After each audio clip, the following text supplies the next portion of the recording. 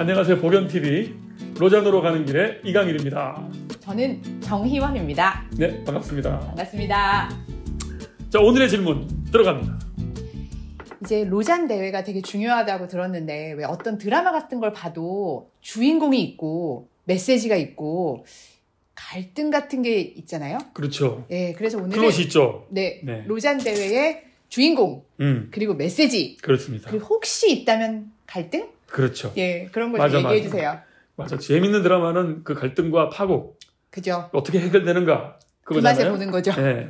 오늘 로잔으로 가는 길에 네. 주요 캐릭터 출연진이 있어요. 대표적인 주연 조연들이 있습니다. 그분들 얘기 간단하게 나눌까 합니다. 다 아시겠지만 주요 네. 인물은 누구겠습니까? 바로 빌리 키다리 아저씨 그레이엄과 두 분, 그 다음에 존 스토트 영국 신사, 그 다음에 미국 키다리 신사. 아저씨, 네. 서부의 카우보이. 이 두 사람이 이제 가장 대표적인 사람들이에요.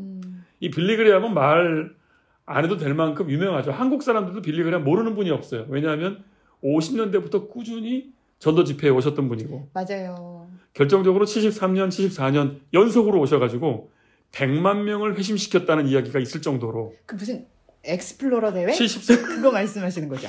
74 엑스플로. 정확히 말하면 엑스플로전. 뭡니까? 엑스플로전. 폭발? 그렇습니다.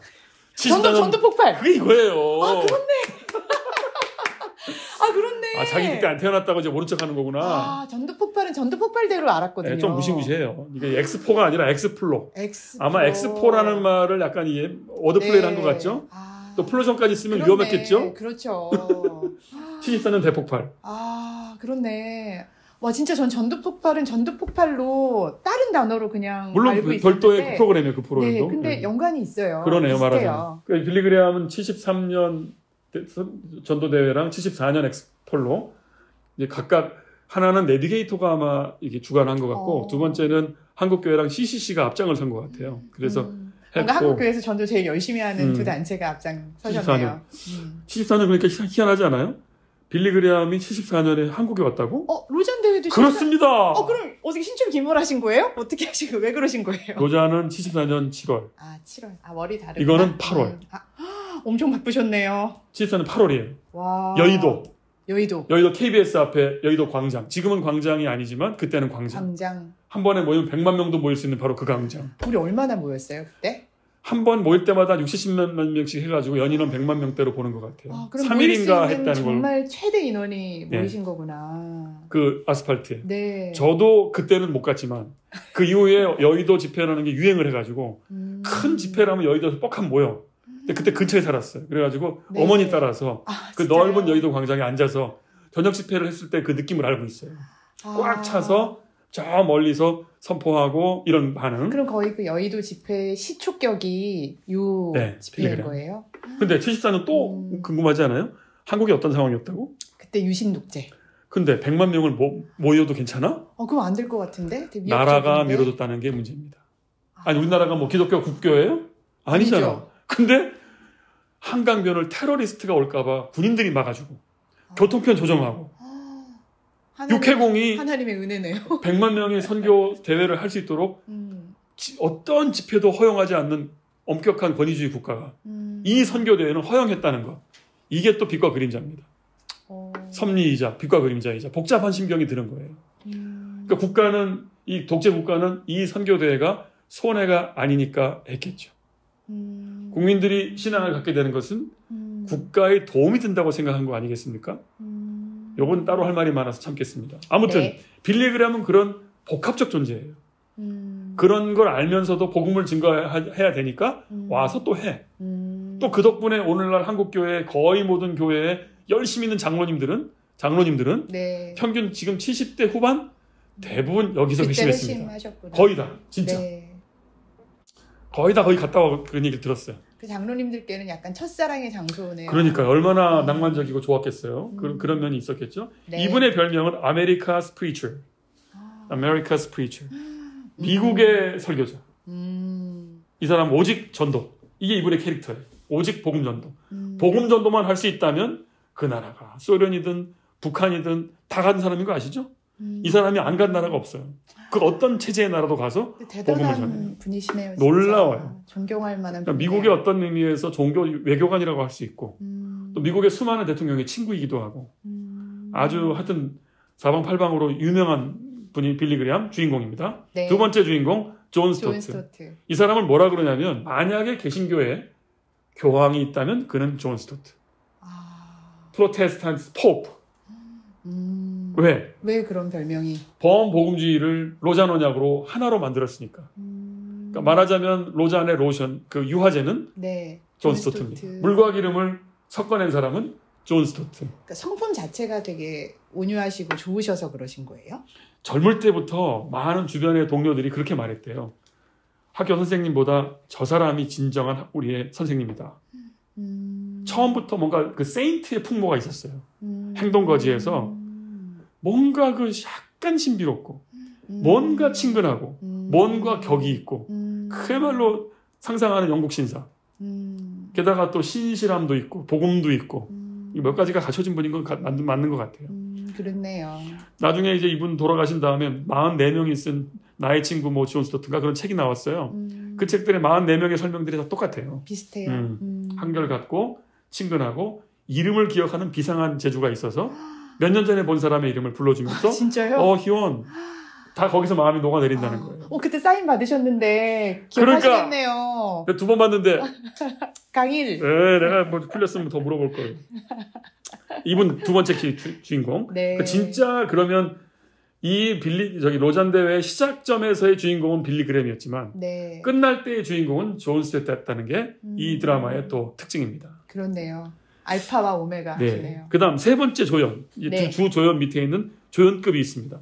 빌리 그레이엄 측, 미국 복음주의 측에서 대표 주자 중에 한 명이 랄프 윈터였어요. 네, 랄프 윈터 아실 걸. 그죠, 선교학이 돼가시기 선교 때문에 단체 간사님들은 다 알아. 거의 다 저희 다 알죠. 미전도 종족 그렇죠. 주장하신 Unreached 분이시거든요. people. 맞아요. 이 말을 로잔에서 했습니다. 로잔에서 이 개념을 로잔에서 처음 말씀하셨다고요? 이렇게 다 알 것 같이 생겨가지고 모를 때 내가 너무 웃겨. 네. 근데 진짜 놀라워가지고요. 그래서 로잔 대회의 사람 다수가 이 대회가 뭔가 물과 기름과 같은 전도와 참여를 동시에 말한 것처럼 보이지만 네. 실제 그 드라마를 기억하는 다수는 여기서 미전도 종족이 27억이라는 말에 다 마음에 꽂혀갖고 선교를 해야겠다는 생각이 더 많았다는 게 참가자들의 증언이에요. 그렇구나. 그 랄프 윈터가 이 말을 했기 때문에. 네.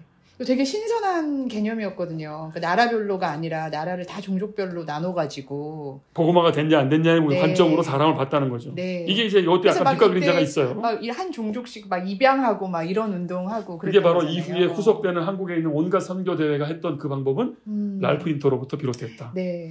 뭐 도널드 맥가브란 들어봤죠. 네. 그 다음에 피터 와그너. 네. 이런 풀로 쪽에 있는 교회 성장 학파들, 교회를 성장하는 게 그 복음 전도다. 네. 복음 전도가 곧 선교다. 이걸 동일시하는 분들, 이런 분들이 이제 로잔 대회 나가서 지금 74년이니까 이때가 뭡니까? WCC가 한참 선교 개념을 확장시키고 있던 때였기 때문에 그리고 선교는 전통적 선교를 하지 말자는 말까지 나오는 상황에서 랄프 윈터가 아직 27억이 복음을 들어보지도 못했습니다. 그러니까 우리가 그분들께 가야 된다. 그렇게 말함으로써 전혀 새롭게 복음의 선교의 열정을 올렸기 때문에 네. 조연 랄프 윈터. 자, 그럼 존 스토트 쪽에 조연이 또 있습니다. 르네 파티아. 그다음 사무엘 에스코바르. 네. 사무엘 에스코바라고도 불렀는데 에스코바르. 일단 이 두 명이 존 스토트 쪽에 속한 조연입니다. 이분들도 근데 이름으로는 영국 분은 아닌데. 둘 다 남미 분들입니다. 한 사람은 에콰도르, 네. 파티아는 에콰도르, 에스코바는 페루. 페루. 네. 근데 다들 스페인어를 쓰니까 네. 남미권은 또 같은 지역이겠죠. 근데 이 사람들과 존 스토트의 공통점은 IFES. 뭡니까? IVF. 네, 그거 제가 자랑하는 IVF. IVF의 세계 조직 이름이 IFES인데 네. 이 세 사람은 그러니까 이 두 사람이 영국과 뭐 유럽으로 이제 남미에 간사를 하다가 공부하러 간 다음에 스토트와 친분을 그렇구나. 얻게 된 거예요. 그러니까 간사가 선배 간사를 만난 거예요. 네. 이미 50년대부터. 그러니까 빌리 그레이엄과 이 두 사람이 50년대 친분이 있다고 그랬잖아요. 네. 동시에 존 스토트는 저 같은 간사와 50년대 친분이 있었던 거예요. 저도 간사님인데. 네, 여기도 마찬가지예요. 이분이 그래서 르네 파티아와 사무엘 에스코바와 친하게 지냈습니다. 그러니까 빌리 그레이엄과 존 스토트와 르네 파티아 세 명을 엮는 바로 그 물과 기름의 중간재는 존 스토트라는 말입니다. 존 스토트가 아니었으면 만나기 어려운 분들이었는데 존 스토트 덕분에 만남이 성사된. 남미는 북미를 싫어합니다. 왜냐하면 미국이 직접적으로 남미 정치에 개입해서 독재 정권을 옹호하거나 그러면서 선교하는 일을 동시에 했기 때문에 남미의 양심적인 사람들은 미국을 싫어했대요.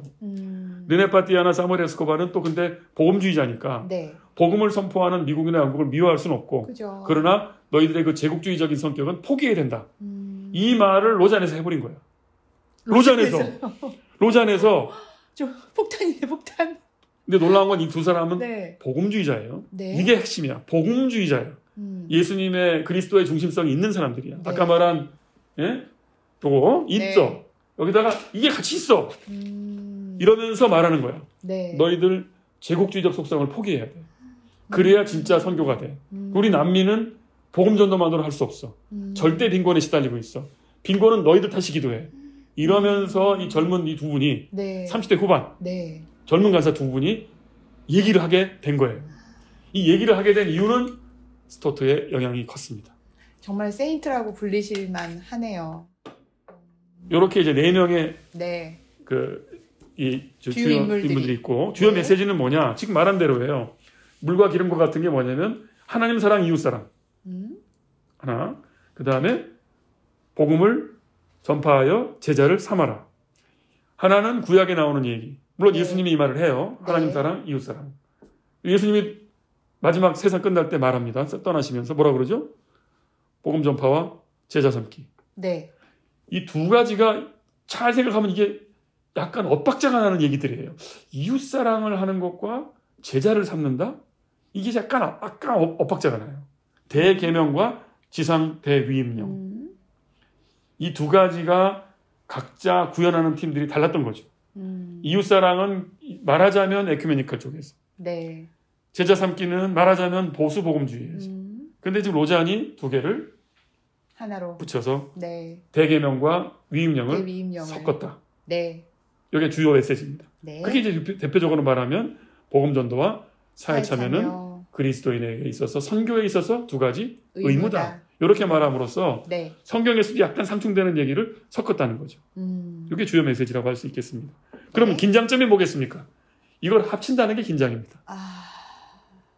네. 왜냐하면 어떤 가상이 되세요? 보수 복음주의자들이 볼 때 르네 파티아나 존 스토트나 이런 분들이 합치자고 말하는 걸 할 때 듣는 느낌 뭐겠습니까? 복음 전도가 뒤로 밀리는 것 같은? 네. 말은 너네 다 같이 하는 것 같지만 두 마리 토끼야. 대표적인 공격이 그거예요. 두 마리 토끼야. 하나만 잡아야 돼. 절대 동시에 못해. 이게 이제 하는 것도 어려워. 하나도 힘든데 이거는 전문가에 맡기자. 이게 빌리 그레함의 입장이기도 했습니다. 사회 참여는 더 잘하는 뭐 NGO나 이런 데 맡기고 우리는 그냥 복음 오직 전도만 하나만. 하자. 빌리 그레함의 원래 입장이에요. 그 베를린 선교 전도 대회도 주제가 뭐냐면 원 네. 태스크. 딱 하나만. 원 태스크. 근데 그렇다고 굶어 죽어가는 사람 그죠. 두고 빨리 회개하세요. 그럴 수는 없습니다. 그죠. 바로 회개를 말할 수 없어요. 이게 딜레마예요. 그때는 그냥 음식을 줘야 돼요. 그러니까요. 근데 여기서도 항상 복음을 전하라고 들리니 이 총체 그룹은 총체파 쪽은 답답한 거예요. 그죠. 그리고 왜 네가 전도와 회개와 치유까지 다 하려고 하느냐. 우리는 그저 각자의 타이밍에 맞게 주사만 놓을 수도 있고 교육할 수도 있고 복음 전할 수도 있는 건데 왜 너네 보수 복음주의자들은 항상 복음 전도가 우선이라고 맨날 말하냐. 이런 딜레마가 양쪽이 있는 거죠. 더군다나 남미 상황에서는 그게 몹시 중요하니까 더 어마어마하게 크게 심각합니다. 보였겠죠. 그래서 미국 복음주의자들이 로잔에서 계속 충격을 받았대요. 아니 왜 난데없이 남미에서 웬 애들이 오더니 네. 스페인어 쓰는 영어도 잘 못하는 애들이 빵빵빵 때리니까 계속 충격을 받았다는 거예요. 돈을 누가 냈는데? 우리가 냈잖아. 네. 스턴트만 믿고 있었는데. 아니 웬 난데없이 30대 젊은 애들이 튀어나와가지고 주요 세션에서 말을 하는 거야. 네. 그러니 로잔에서 충격받을 만하죠. 그렇죠. 근데 반대 용케 랄프 인터가 그 말을 해주니까 그쪽으로 쏠린 거야. 그래서 대회의 느낌은 랄프 인터 쪽이었대요. 네. 근데 언약이라든가 실제 내용들의 공격은 그것도 되게 신기해요. 보통 그러기 어려울 것 같아요. 근데 이게 제가 3차 대회 갔다 왔다 그랬잖아요. 네. 비슷해요. 3차 대회도 선언문은 여기 케이프타운 서약. 네네. 이 선언문은 굉장히 전향적이에요. 뭔가 총체적 선교를 갈 것 같아. 네. 근데 그 무대에는 장소가 남아공이잖아요. 근데 남아공 얘기를 안 해요. 남아공의 흑백 문제 얘기를 안 해. 그러니까 약간 이게 인지 부조화가 있는 거야. 그렇네요. 그리고 케이프타운 서약은 뭐 화해와 총체적 선교를 말하지만 무대의 선분들은 6대4, 7대3. 존 파이퍼, 네. 니키 건불, 팀 켈러 등등이 하는 말이 어떻게 하든 영혼 구원이 우선입니다. 7대3으로. 네. 물론 30%는 딴 얘기를 또 해요. 통치성 얘기. 네. 근데 이런 식으로 참가자들이 이 출연자들의 이 다양한 어떤 그 관점을 모르면 약간 안 어울리는 것도 같기도 하고. 근데 서로 왜 웃지? 전체 기조는 친선이에요. 교제가 또 확실히 있어. 딱딱하지 않아요. 그죠. 그리스도인들 모였으니까. 찬양대로 은혜롭고. 그죠. 다 각자 말이 다 좋아. 저도 막 은혜 받을 뻔했어요. 촌 파이퍼 들으면서 맞아, 영혼 구원이 중요하지. 아멘. 은혜 받을 뻔한 게 아니라 은혜 받으신 거죠. 나중에 영어가 잘 안 들리니까 그 태도만 갖고 은혜 받은 거야. 맞다, 영혼 구원이 맞지. 나도 인정해요. 그럼요. 근데 또 뒤에 가면 또 막 이 문제가 세상 문제가 많습니다. 그죠. 그것도 인정이 맞아요. 되고 그런 게 로잔입니다. 참 독특하고도 아름다운 대회네요. 이게 긴장점이었습니다. 네. 이렇게 해서 오늘의 질문. 주요 인물과 메시지와 갈등에 대해서 알려주셔서 감사합니다. 자, 이렇게 해서 네 번째 시간 로잔으로 가는 길 마치겠습니다. 감사합니다. 감사합니다.